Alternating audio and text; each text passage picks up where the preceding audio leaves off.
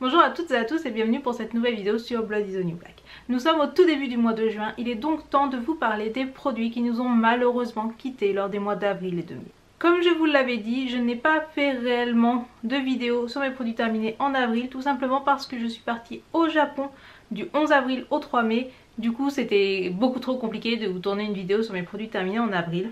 J'ai donc 2 mois de produits à vous présenter. Et le moins qu'on puisse dire c'est qu'il y en a pas mal. Je les ai donc ici et je vais vous en parler pour leur rendre un dernier hommage.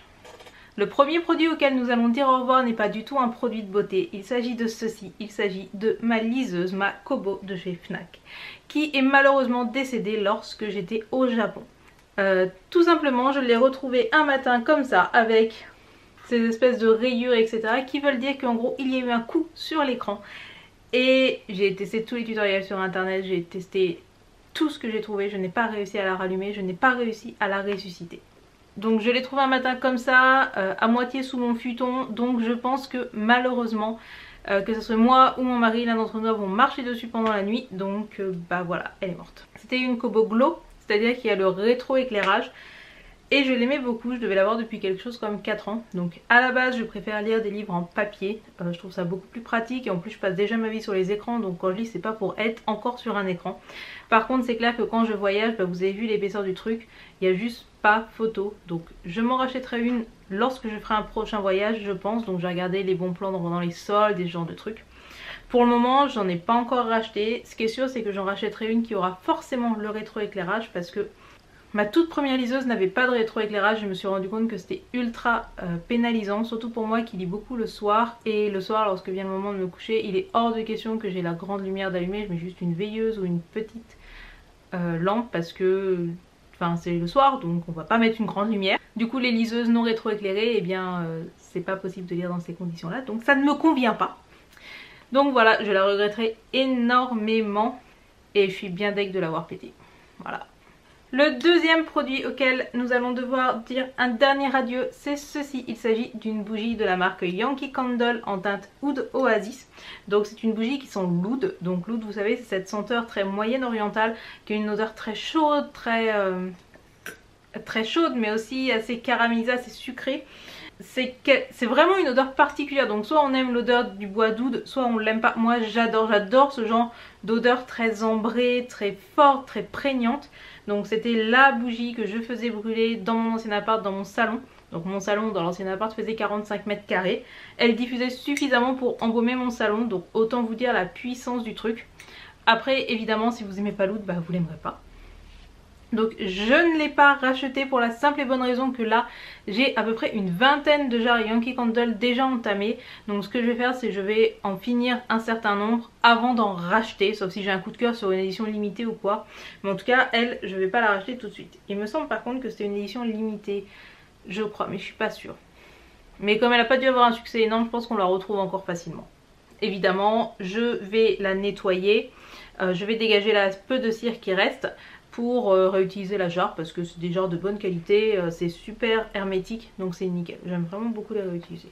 Ensuite j'ai terminé ceci, si vous voyez ce que c'est, il s'agit d'un pot de poudre décolorante bleue. Donc c'est la poudre décolorante que j'utilise lorsque je refais mon ombre et air par exemple. C'est une poudre décolorante qui s'achète en grossiste coiffure, donc je sais plus lequel j'ai acheté, je sais plus du tout combien ça a coûté. Ici c'est de la marque Coiffline, c'était un pot de 100 grammes, donc moi vu que je ne décolore que mes pointes ça me fait quand même pas mal d'utilisation.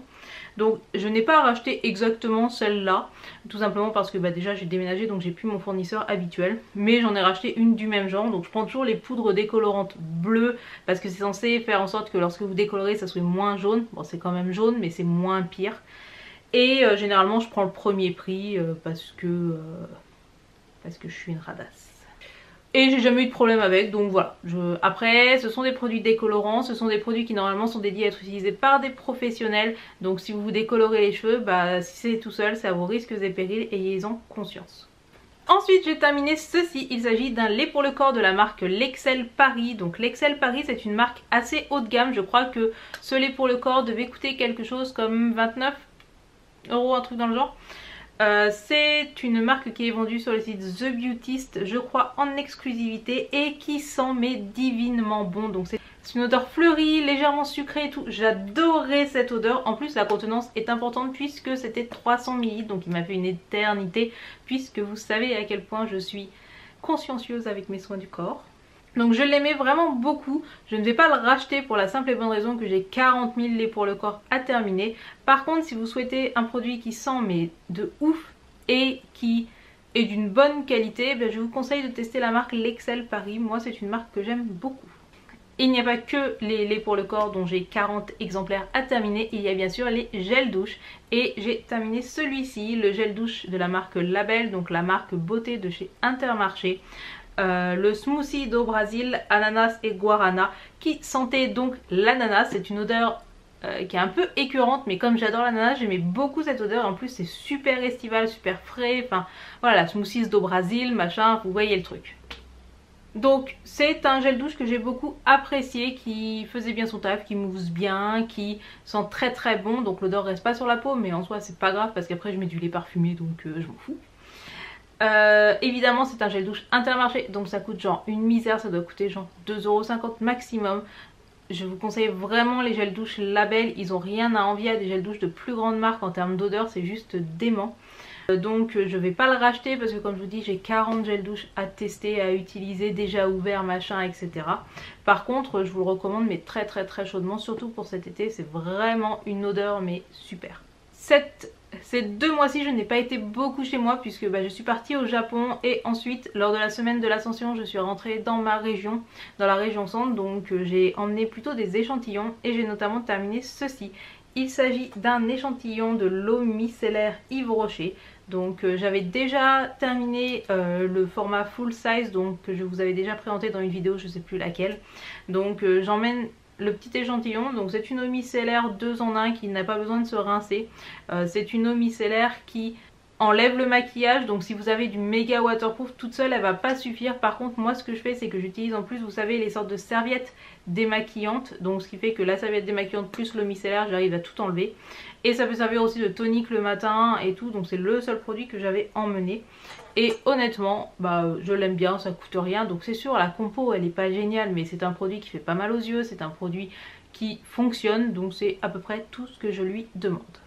Un produit auquel il va falloir dire au revoir et qui me rend très triste, c'est ceci, c'est le Jasmine and Henna Fluff Ease soin capillaire de la marque Lush. Donc c'est un soin que Hélène m'avait envoyé lors de notre swap, donc si vous voulez le regarder je vous le mettrai ici.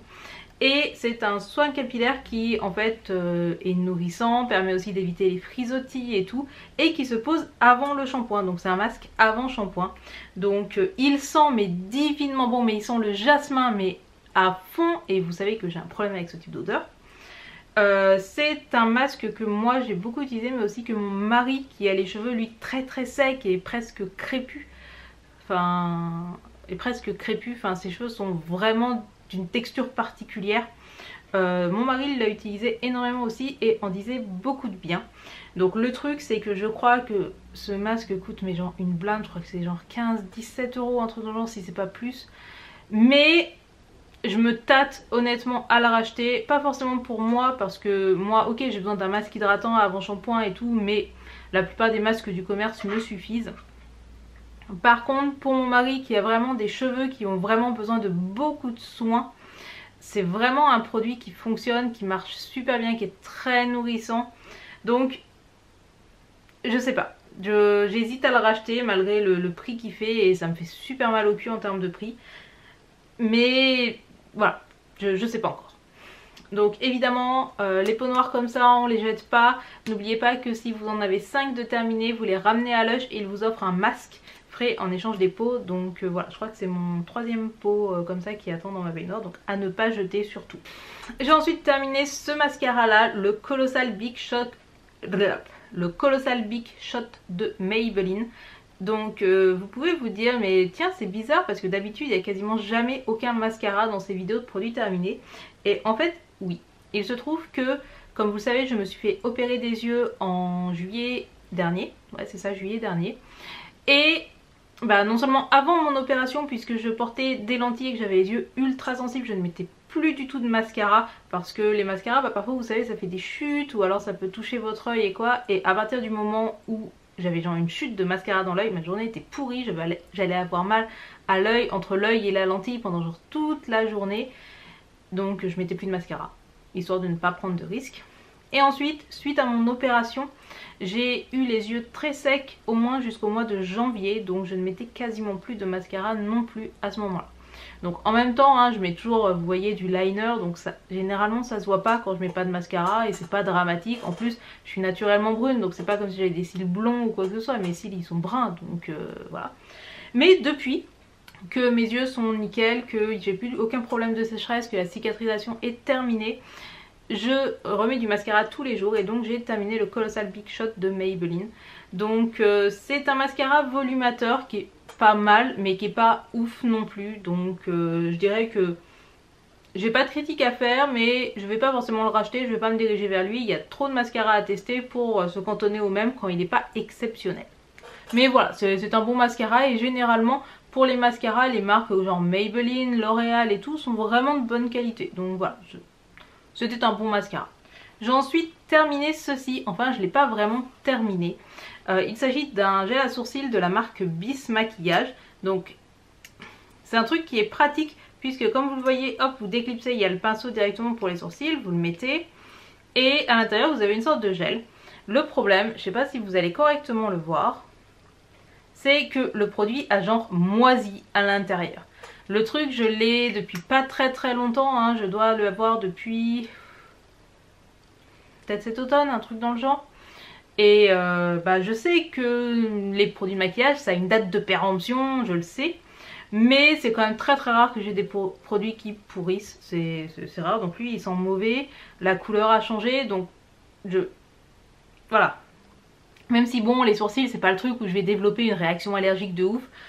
Quand ça sent pas bon, je jette. Enfin voilà, ça s'arrête là. Donc Bis, c'est une marque vraiment pas chère qu'on trouve dans des magasins, je sais pas trop, genre la Foire Fouille, ce genre de choses, qui font des très bons produits, hein. J'aime particulièrement leur poudre libre par exemple, est vraiment très bien.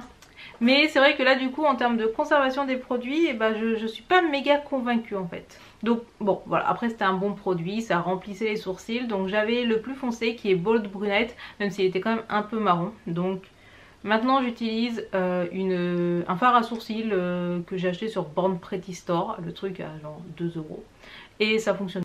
Voilà, je suis pas une ayatollah du sourcil, moi je veux juste remplir mes sourcils et puis basta.